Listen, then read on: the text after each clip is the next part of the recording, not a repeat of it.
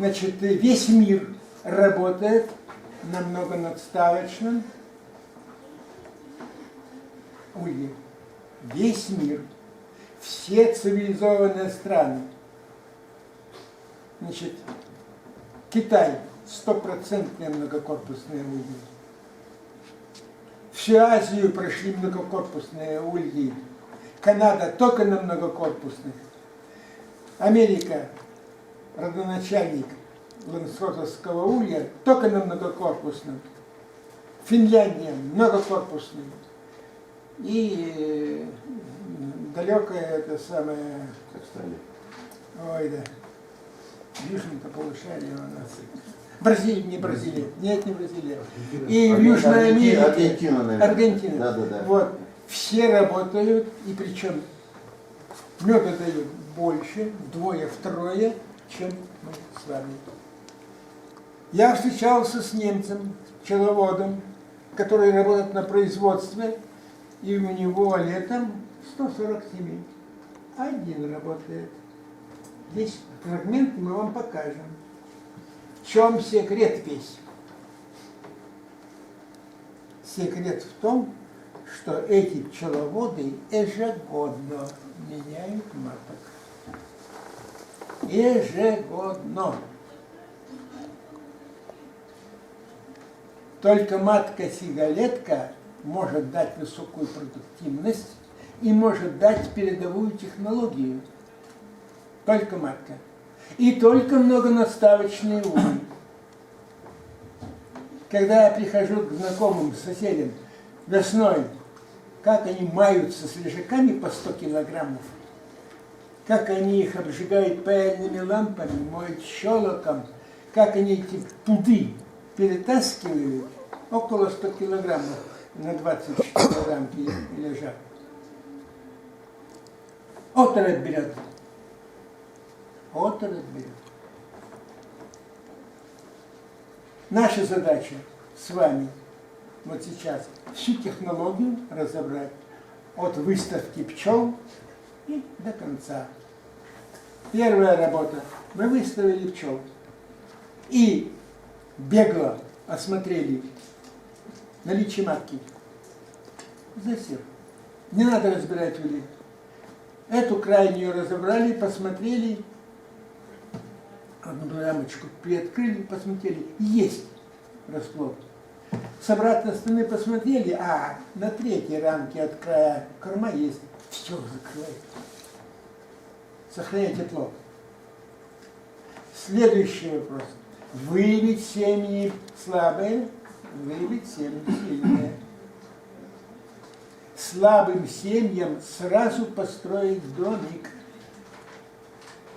Слабый начинается от 5 улочек до 2. 2 улочки объединять некуда, такую семью нужно соединять с другой семьей. Вот все. Эти семьи могут развиться постепенно за месяц, а продуктов от них не будет.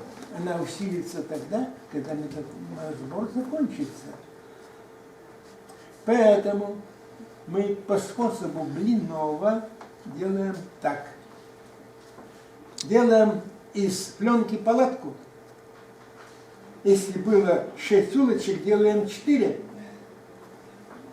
За палаткой ставим с 2 сторон или с одной стороны, как вам удобно будет, значит, ставим кормовые рамки. Здесь пчелам должно быть в улочках тесно, чтобы все прогревалось хорошо. Пчелы быстро соображают, они быстро все расчистят. И только на полностью обсиженной рамке будет расплод. А то так, да на 5 рамках у меня расплод. На 2 ничего, а на остальное вот, меньше ладошки. Все. Это еще хорошая семья считается. То есть через 2 недели после выставки пчел у вас должно быть 100% засеянных рамок не меньше 6-7 рамок. палатке тепло, в домике. Есть нативная вода. Детей выращивать, водичку нужно, кашей-то кормить.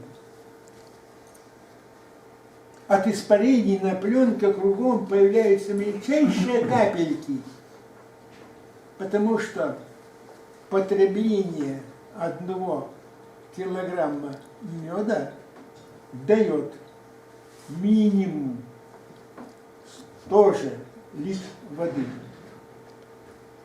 Сильная семья за зимовку может выдать около ведра воды. Вот почему бывает в ульях сыро, вот говорят сырость. Деревянные ульи поглощают эту сырость, впитывают в себя, а другие ульи нет.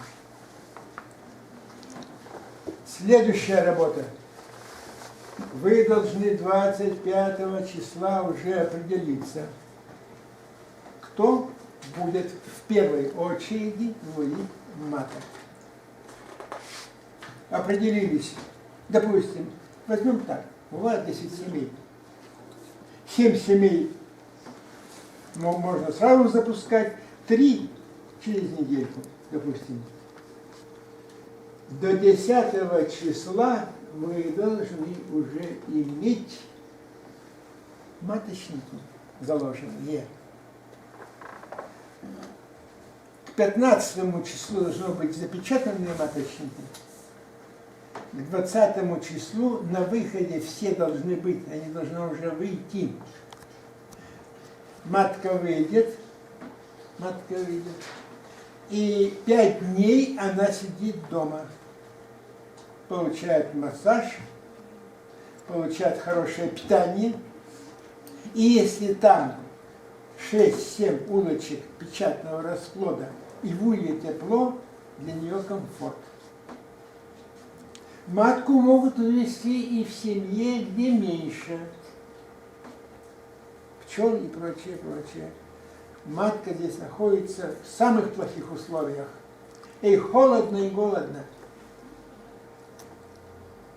Если, значит, гнездо вот не сокращено, когда оно, несокращенное гнездо было, то есть массового засева, то есть батарея, печатный расплод, это тепло дает, как генератор. Рамка должна быть с 2 сторон запечатанная, стоять. Затем следующий прием, когда вы увидели, а это числа 10-15 до начала роения, желательно до начала роения, вы делаете такой прием. Вы находите матку, пчел еще, как говорится, не так много, можно найти, если она у вас помеченная, а метить очень просто. Я, к сожалению, этот прибор для метки маток у меня остался в деревне, и я туда пробраться не могу. Но когда-нибудь я его привезу и покажу вам. Очень просто сделать. Если только вы в руках умеете держать напильник и молоток, и у вас есть дрель, вы все сделаете. Замечательный прибор, который метить маток. Метить маток нужно обязательно.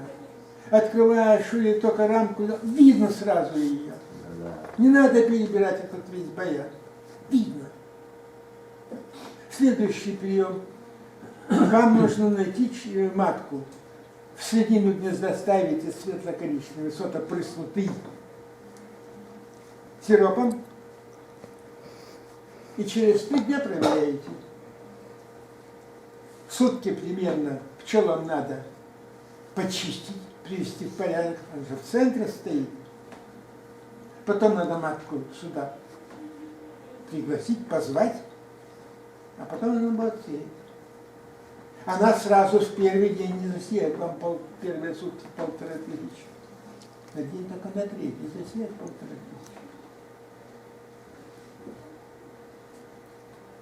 На этом через 3 дня достаете сок, насадите матка. Потому что есть территория для засева в центре есть питание, здесь все есть. Итак, матку отбираем. На гнездо полноценное в нижнем корпусе оставляем пчел вместе с расплодом, наверх кладем листочек пленки, до конца пленку эту не доводим, оставляем там щель, чтобы палец так пролез между этими. Создаем сиротство, матки здесь нет. Затем идет корпус с сушью, затем решетка. На решетку ставим печатный один сот с маткой. На третий корпус. Да. 4-5 штук светло-коричневого суши. А остальное 2-3 рамки оставим мужчине. Что происходит?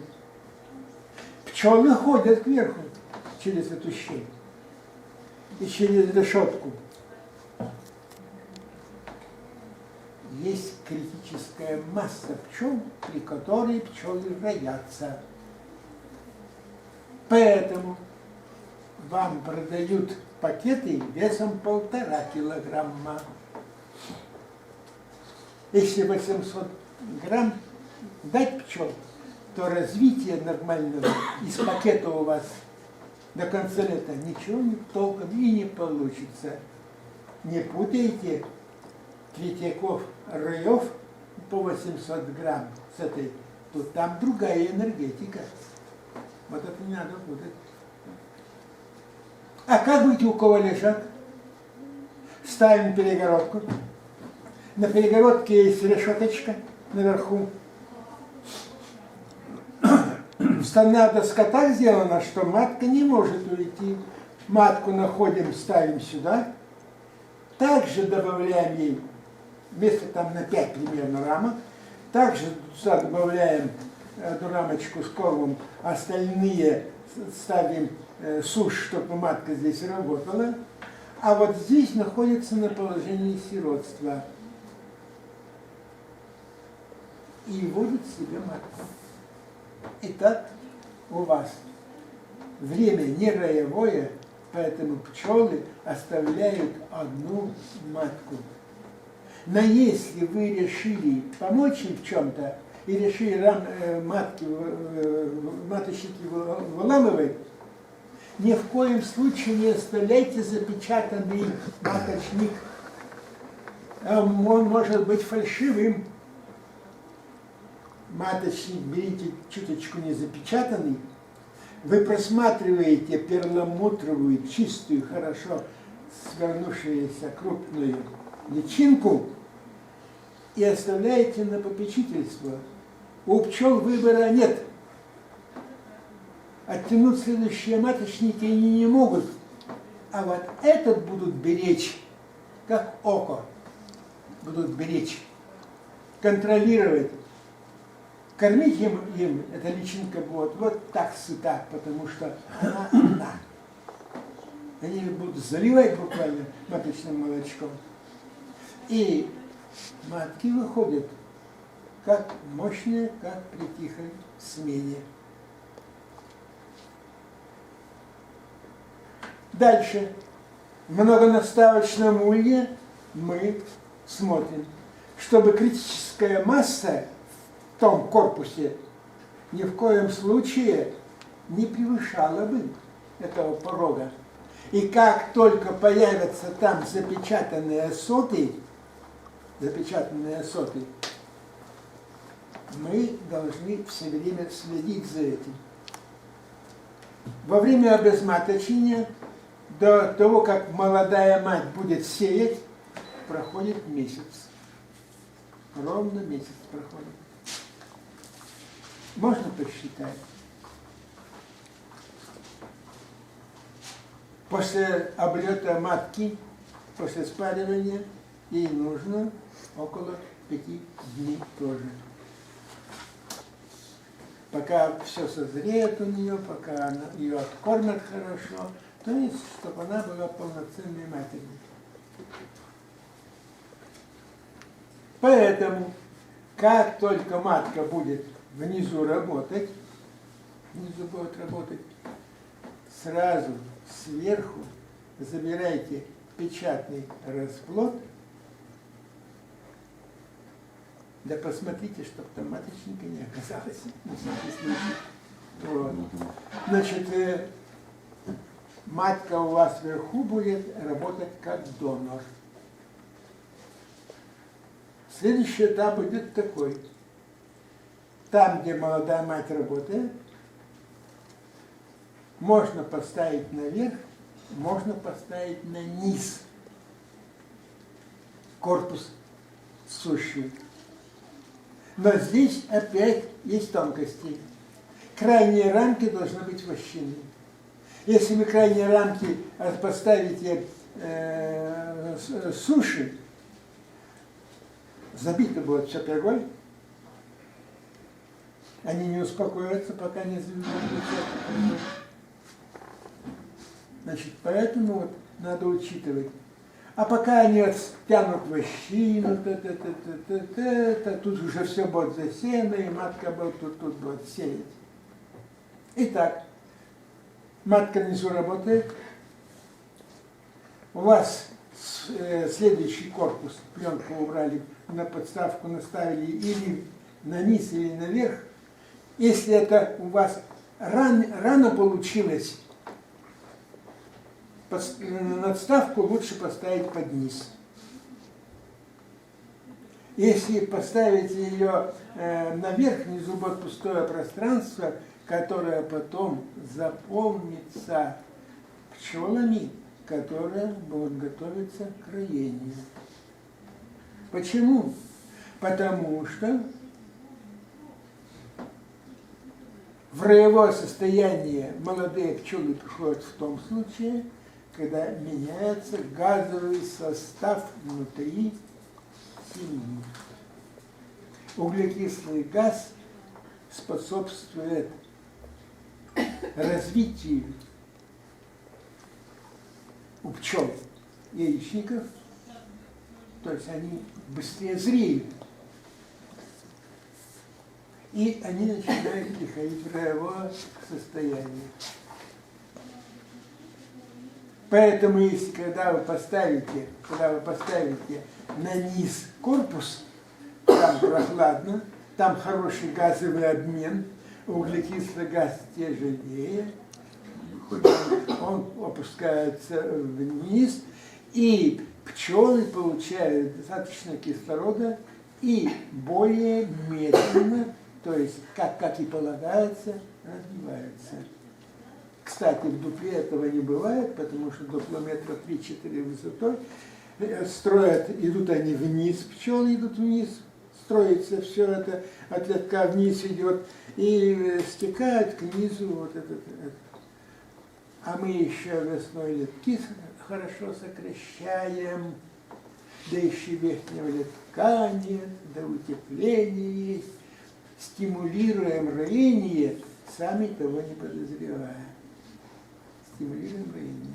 Особенно это для русской пчелы. Особенно. Почему? Природа здесь предусмотрела. Она живет в очень тяжелых условиях севера. Очень тяжелых. Поэтому чем больше выпустит второков, третьяков и так далее, тем больше шансов на выживание. С перваком улетает старая мать. Это когда надо построить, если не будет, если она погибнет каким-то образом, пчела разлетится и все. Нет матери, или будет трутовая. Будет трутовка. Следующий раздел. Поскольку у вас уже стоит 2 надставки, или у вас уже полный лежак второй, молодая мать работает вовсю, дело подходит к медосбору, но, естественно, на лежак надо ставить магазин или второй корпус. Там уж как вы распорядитесь. Вот этот огромный бабушкин сундук надо подготовить, да чтобы было без щелей, да чтобы он подошелся. Потому что стандартизации никакой нет. Спрашивают пчеловода, покупаем пчел, рамки на 5 сантиметров меньше. Как вы их делали? Тятя делал, а он как делал? А он к соседу ходил, а что делал? А он там подошел к раме, вот так вот делал, вот, и домой и кричит: Витька, бегом ко мне с досочкой. Так, так. Ну-ка, гвоздиком от читников. Вот такие рамки-то надо делать. И так каждый делал свою. Бывая на старых пасеках до войны бывая на пасеках, я увидел такую вещь. Зашел в амшаник, хозяин, сторож, старик, подошел ко мне: ты что тут делаешь? Да я говорю, просто пришел посмотреть.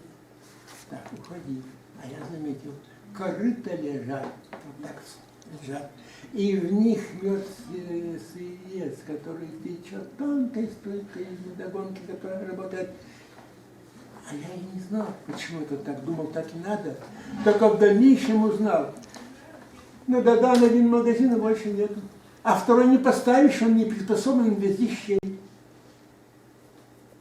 Если крышей еще закроешь один магазин, а второй магазин поставил, куда ставить крышу?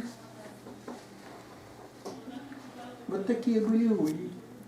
И вот так дозревался мед. Потом маленько загустел, значит, старик приходит, пальцем вот раз в мед. О, все. Притащили дуплянки, давай мед сливать в дуплянки. Мед тоже тянется, а не бежит с пальца-то. Значит, вот эти технологии у нас еще, к сожалению, существуют. Итак, на этот ставим магазины, то есть корпуса, матка внизу работает, верхнюю матку убираем, ставим еще расставки, а матку, которую убрали вместе с корпусом, на дно поставили, она служит донором. Как только там печатный появился расход, одну рамочку оставляем с печатным, остальное выгружаем. Это будут работники. Это будут работники. Верхнюю убрали молодую матку. Старую. Вторую. Молодая матка внизу выводится. В гнезде, где тепло, где много пчел, где расплод. А это наверху находится. И в роевое состояние не приходят они. Как они придут в роевое состояние? Как в верхней рамке под решеткой находится пространство, работает она. У нее только-только народу хватает, чтобы кормить пчел. Только-только. О каком районе? На подсиливание семьи, на новых помощников одну рамочку мы и оставили с печатным расплодом. Вот потихоньку выходят и приобщаются сюда работать. Но с другой стороны еще одна вещь. Нижняя матка не вернулась с облета. Бывает такое. Не вернулась. Раз не вернулась, а у нас наверху матка есть, запасная. И мы эту запасную матку ставим вниз. Окаянная ведь улетит. Корпус поставили, все сделали. Окаянная улетит, нет? Улетит. Она же прошлогодняя. Она может роиться. И тут дикий, с точки зрения пчеловодов, безжалостный способ. Заднюю лапку обрезаем. Она не может сеять, потому что она задними лапками держится за краешки ячейки, сорта, опускает брюшко. А лапки-то нет. Она раз плохо сделала, 2 раза плохо сделала. Пчелы тут же закладывают тихую смену. Тут же закладывают. Вот это уже вот наверняка. Можно что-нибудь другое отрезать. Если вы крылышки отрежете, она выпадет из этого, рой полетает, а здесь, Чтоб не сели только. а здесь, что получается, когда лапки-то нет, они в роевое состояние не приходят, потому что у них настроение менять матку. Они моментально заметили, батюшки Светы, у нее ноги нет. Менять. Тревогу бить. Свободные, бегите в поле. Но опять-таки, смотрите, чтобы вас не оказались где-нибудь маточники священные. То есть надо делать в пределах биологической целостности семьи и биологии пчелы. Прозеваете 2-3 дня, все, где-нибудь в углу один да будет у вас заложен священный. Да так, что и не увидите. Между рамкой и сотом выгрызут, воткнут туда. Пчелы ходят, закроют это место. Раз прошли, нету. А потом до свидания, получается. Значит, улей додановский может быть использован в том случае, когда он двухкорпусной, стандартный улей. Когда корпуса взаимозаменяемые. Поставили наверх, решетку там положили и прочее все сделали, все будет в порядке. И можно будет и на медосбор поставить еще один корпус, пожалуйста, ставьте. Там, где имеется многонадставочный улей, даже на рамку 300 он может быть многонадставочный. Я видел, парень молодой был лет 5 назад, я приносил, показывал 6 додановских корпусов стоит, 6 штук.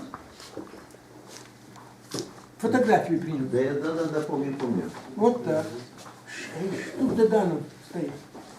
Да ты как туда залазил-то? А он молодой, высокий, здоровый.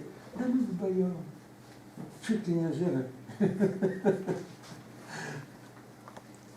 Вот кратко я вам все обсказал. Идея вам должна быть понятна. Запомните. Маленький пример из американского пчеловодства. Пчелы в 2 корпусах развелись. Приезжает 2 парня на машине. У них чемодан. В чемодане маточники на выходе. Быстро тащат донья, подходят к семье, верхний корпус снимают, ставят на дно, крышкой закрывают, а между рамками маточник на выходе шлеп в один, шлеп во второй. Матку не отыскивают, время не тратят.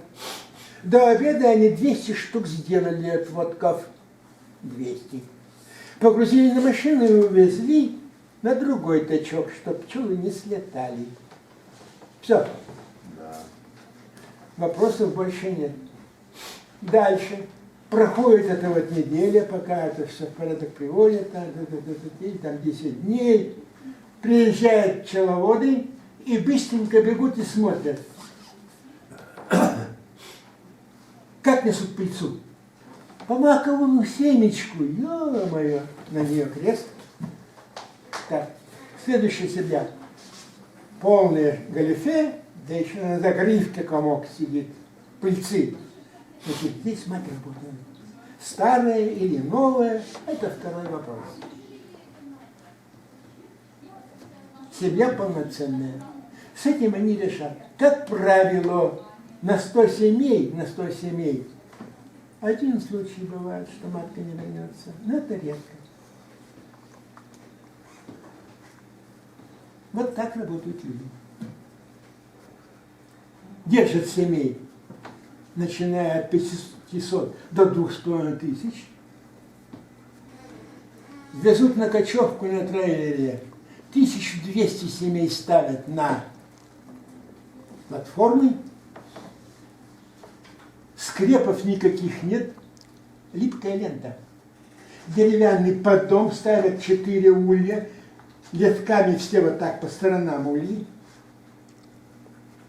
Скотчем в нескольких местах обмотали. Подъезжает подъемник небольшой. Лапами захватывают, ставят. Друг на дружку в 3 ряда. Пчел литки не закрывают. Сверху накрывают 3-миллиметровой сеткой кругом. Завязывают веревками. И со скоростью 120 км в час 1200 штук на платформе, и тут же погруженный этот подъемничек шуруют. Не спят, круглые сутки едут до 1200 километров. Там уже все рассчитано, там уже все места приготовлены. Быстренько все это поставили. Вот. И уехали. Сдали под ответственность фермера. Потому что по $170 с каждой семьи пчеловод имеет за опыление. Опыление дает до 40% прибавки урожая. Возят на сады, возят на поля, и на кукурузу, и на подсолнечник, везде возят. Вот так. Рамочки ножиком в кофейник и сюда, в кофейник и сюда. Этого чуда нет.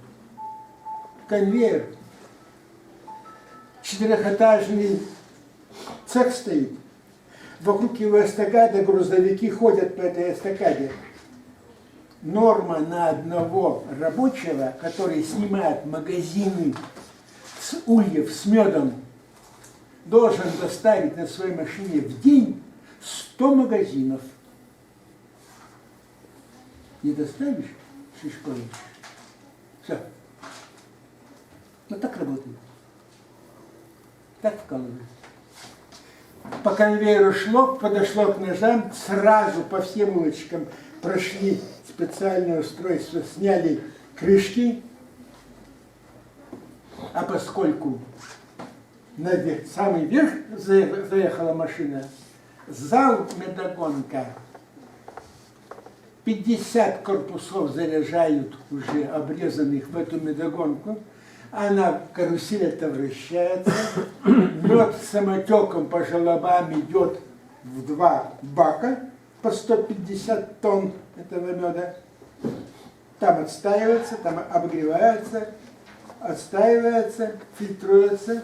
По законам Америки ни одно зернышко пыльцы не должно попасть в мед. Специальные прессы, фильтры, где разогретый мед где-то до 50 градусов продавливают сквозь фильтры, и все это стекает на другой конвейер, где работают все домочадцы, в том числе и глава этой фирмы, пчеловод, фасуют мед. Заранее договора заключены зимой, кому сколько прислать, по какой цене, куда, чего, как. Работают люди.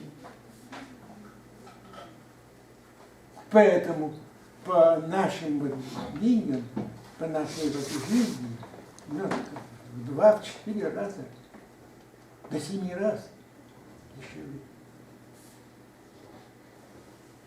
У них дешевле, у них дешевле. У них дешевле.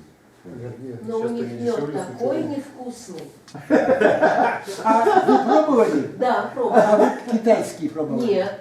Нет. У нас президент-директор ездит, вот в Кентуриуме, Роза Фараковна ездит, у нее там дочка живет, и она у меня неоднократно привозила мед. Настоящий.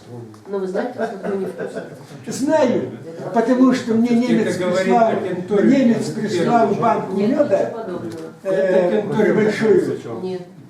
А Альберт, значит, муж моей дочери, мой мед попробовал, говорит, Николай Адрианович, ваш мед, ой, какой вкусный. Тайга. Ждут там. Вот дочь приехала, я ей 4 бутылки 1,5-литровых налил этого меду, так? Там уже ждут. Ольга говорит, мне одна бутылка достанется, я все раздам. Все раздам. Вопрос. Понемножку. Зачем Так, они ну что, Зачем вы сейчас, фильтруют? секунду, стоп. Вы кончили, тогда перейдем к вопросу. Я закончил. Да? Я Всё? пример привел для того, чтобы в мозгах хоть что-то отложилось. Ребята, надо все менять, по-другому работать. Но Америка Не нам не жалеть. подходит, она нам не друзья и ничего Ну не ладно, да, ладно, да, ладно. ничего. Политики здесь не надо. Политики не нужны. Это не Не политика. надо. прошлый раз Это, договорились, что это вы- политика. Политики не надо. Вы посмотрите. Это сказал если- Бункеров. Да хоть черт вижу, пускай скажет. Я вам такую вещь скажу. Даже пусть он не Что назвал, сделать? Что сделать, чтобы наш работник мог бы добиться такой производительности? В 13 раз на душу нашего исполнителя меньше у нас производительность. В 13.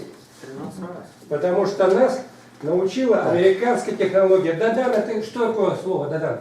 Это Америка, француз. Франция. Это Америка. Вот они нас научили. Франция. И Россия идет не в ту степь. Уже больше 100 лет. Давайте не- Я вам не такую так. вещь скажу, что Не только... считайте. Нет, я закончу. Я сейчас закончу. Вопросы должны быть по теме нашей значит, лекции. я закончу. По пчеловодству, Я- а нет, не нет. вот эта болтовня. Одну Ба-ба-ба-ба. минуточку, я только одно слово скажу. Господа, не надо ни на кого пенять. Все зависит от нас самих. Если- Каковы мы сами, таковы у нас и сами. Все, я закончил. Значит, мы на прошлой лекции договорились, что вы подготовите вопросы, или те, которые возникнут сейчас, по теме лекции. По теме первой и второй лекции. Вот в первую очередь. А эти разговоры, вы можете Это не потом. разговоры. Первый вопрос. Почему они фильтруют от пыльцы? Мед? Значит, мед фильтруют Чтобы не было аллергии. исключительно, чтобы не было аллергии. Это всем ясно. Давайте Но- следующий вопрос. Китайцы тоже фильтруют, чтобы его не узнать, чтобы продать его Ну, по всему миру. Понятно, Значит, понятно. Америка не купит нефильтрованный мед. Не купит. Если они берут партию меда, делают исследования, одну пыльцу найдут, значит, китайцы разорится. Но вы ведь свой мед не фильтруете? Вот свой мед. Не надо Вы- этот разговор, не у, нас, надо. у нас Давайте в по Удмуртии пчеловодству. достаточно пчеловодов, и почему у нас мало крупных посевов? То есть почему у нас там по 10 или по 20, а не по 100, не по 200? Так, Потому что американская технология. значит, дело вот в чем. Значит, дело вот в чем. Очень все просто. Что мы живем на уровне, у нас где-то около 70% пасек любительских, а остальные промышленные. А промышленные очень слабенькие пасеки. Очень слабенькие. Только поэтому. Потому что у нас идут и технологию берут, а как тятя делал? А тятя держал в колоде или в лежаке. Надставок нет, технологий передовых не запустишь. Все, вопрос решен. Вот, а можно одну ремарку? У нас в Удмуртии пытались сделать промышленное пчеловодство. Это фирма «Рой». Им, в их планы поверили, Министерство сельского хозяйства выделило очень много миллионов. Они купили 6 тысяч пчелосемей, ангары, купили павильонов на юге, колосов. Их было там десятки этих вагонов стояло. Одни для колоска, другие для пчеловода. И сделали, вот как вы говорили, большой бак на несколько тонн. Туда нужно было заезжать. Они, наверное, все посмотрели, вот то, что вы рассказываете. Все это я видел, заходил. Туда они сливали, а мед они стали, пока пчелы не вышли, как им казалось, на уровень, не отлажено было производство, они стали мед покупать. На свои марочки. Да, просто по Союзу они ездили и покупали. И заливали туда этот мед. И он записал. Ну, я видел большой склад, и там стояли фляги, и их нельзя было пустить в оборот. У них один сальник прохудился, И машинное масло текло в эти ручейки, где уже фасовка шла. И весь мед у них был испорчен. Ну вот я не знаю, это случай или нет. Но были ручьи, 8 ручей, там стояли баночки, которые автоматически менялись. А? Да, да. Но у них ничего не получилось. Мало того, когда они стали мыть посуду, фляги из-под меда, они сливали где-то недалеко, там, ну, может быть, там полкилометра или что, где-то у них какое-то было место, куда сливали. Весной все пчелы полетели туда, и они все заразились от тех болезней, какие были привезены со всего Советского Союза. И через год у них от 6 тысяч осталось несколько сотен. Потом все это на нет вообще сошло. Вот эти несчастные люди, Уткин и Иванов один, да? Вы, наверное, помните? Это лет 20 назад. Вопрос. Можно? Да, но Вопрос. с тех пор на промышленное производство даже слово не то самое, в Вопрос министерстве не можно? напоминайте. Ну дайте сказать, елки-палки, ну что за пусть такой? Вот. Поэтому, а то, что у нас существует, ну 300, 400, вот это максимум, что есть. Но такие люди есть. И по нашим ценам, и по нашим всем каналам сбыта меда и так далее. Вообще говоря, эти люди могут с семьей жить на этот доход. Никто не работает, больше ничем не занимается. Таких людей в Удмуртии, ну, десяток, может быть, найдется. Я знаю, что Ну, то есть есть, да? есть такие. У них можно поехать и поучиться. Ну вот хочется. Да, давайте это самое обговорим. Да мы их пригласим сюда. Это Лебедев. Учиться только можно так. Сезон отработать с ними. А своя пасека? Так, Если вопросов Да, все, нельзя, пожалуйста. я вам... А, нет, пожалуйста. Да. Вот это фирма Рой, да, или Рай там? как это? Рой. Рой был. Рой. А надо было рай назвать, ты там получилось. Так она, У них был магазин в Болезино, у них Да, глаза, да. да, все у них было всё хорошо, было. вроде бы все у хорошо. них все было, технологии чьи? Ладно, это потом в конце скажете. Технологии. Ули какие были? Узковысокий украинский лежак на 20 мест. Погоди, рамка какая была? Узковысокий, украинская. Ширина... 300 на 435, как только повернуты на 90 Еще раз. градусов. 300? 300 на 435, но повернутые на 90 градусов. задаешь вопросы, Ну, давайте, Николай Андреевич, вопросы, давайте. В прошлый раз вы так обмолвились, сказали, потом к этому вопросу вернемся, по подготовке семей к зимовке. Вы сказали, что нужно пчел готовить не так, как нужно пчеловоду, а так, как нужно пчелам. да, Вот можно Да. поподробнее пожалуйста, сказать? пожалуйста. Это у пчел спрашивают. Я вам расскажу, как я готовлю своих пчел, а вы делаете выводы. Потому что можно проводить аналогии. Итак, мне было прилично за 70, когда я рискнул, истратил по тем временам огромные деньги, 72 тысячи, и купил целый, этот, как его называют, контейнер. Контейнер ульев в разобранном виде. Ульи пенополистирол. Апирус. Апирус. Пришлось немножко их дорабатывать, потому что делали их люди далекие от пчеловодства, они делали по немецкой документации, из их материалов, их оборудования и все.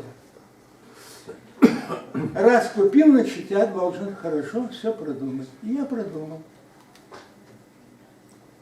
Итак, амшальник я сделал подземный, куда 30 семей можно поставить пчел. Забетонированный, абсолютно сухой, с электроподъемником, чтобы кишки не рвать. Не забывайте, что я поставил электроподъемник, когда мне было под 80. И все стало хорошо, кроме одного. Годы ушли. Нет. В ульях-то сыро. В ульях-то сыро. Да, ведро воды-то куда-то. Ведро-то воды надо куда-то деть. Вот тут у меня уже мой сельсовет хорошо заработал. Долго я не спал по ночам, наверное. Просыпаюсь, у меня все в голове. А как быть? А как быть? А быть вот так. Нижний рядок полностью весь открытый.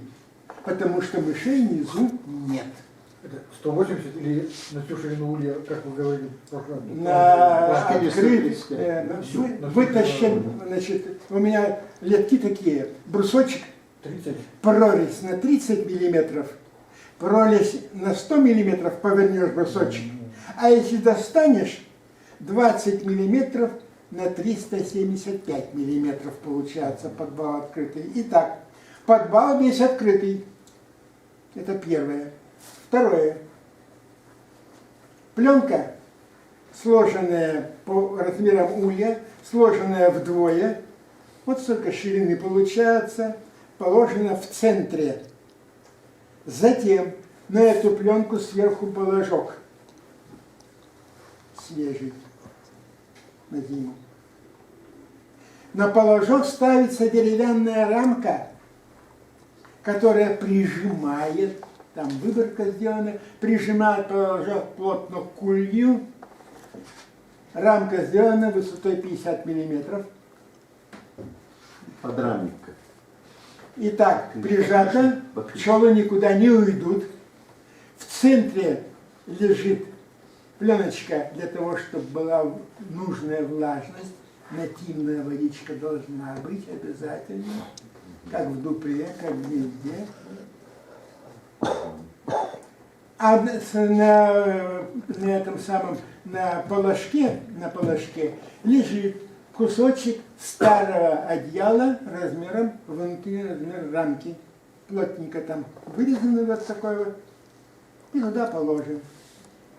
Все утепление. В подвале в самые тлящие морозы плюс 2-3 градуса. То есть положительная температура. Все? И шамшанника достаете, расплод есть? А как же? Значит, если нет расплода, если расплода нет, так я радуюсь. Вот то же самое. Дело в том, что Истомин Так я радуюсь, что расплода мало. Истомин приходил и больно это рекламировал. По 3 рамочки расплода, когда вы достают из этого. Это плохо очень даже. Значит, я считаю так, поскольку они там хорошо стоят в прохладе, в холоде, абсолютной тишине, мышей там нет, климат там выровненный. Снимаю, когда вытащил наверх и дно снимаю, оно сходит. Я с него все стряхиваю, кипятком ошпариваю, вот так встряхнул и поставил на место. Все. А сверху улей. Улей поднимаю мини-лебедкой. Грузоподъемность у нее 60 килограммов, самоделка маленькая. У меня стоит эстакада, трубы, значит, 50-миллиметровые. На роликах ходит тележка, внизу закреплена лебедка.